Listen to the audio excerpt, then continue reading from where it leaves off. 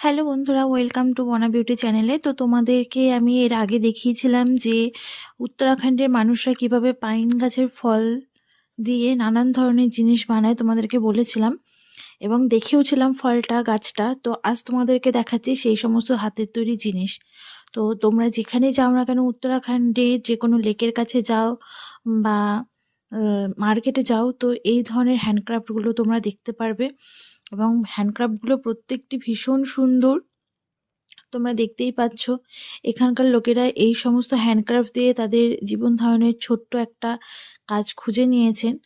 তো তোমরা যদি ওখানে দেখো বা যাও, এই হ্যান্ডক্রাফটগুলো অবশ্যই তোমাদের খুব ভালো লাগবে এবং তোমরা তোমাদের ঘর সাজানোর জন্য বা স্মৃতি হিসেবে এগুলো নিয়ে এসে রাখতে পারো। আশা করি তোমাদের আমার মতো এগুলো খুব ভাল লাগবে। তো তোমরা যদি কখনো ওখানে যাও, তো এই হ্যান্ডক্রাফটগুলো অবশ্যই নিয়ে এসো। আজকের মতো টাটা।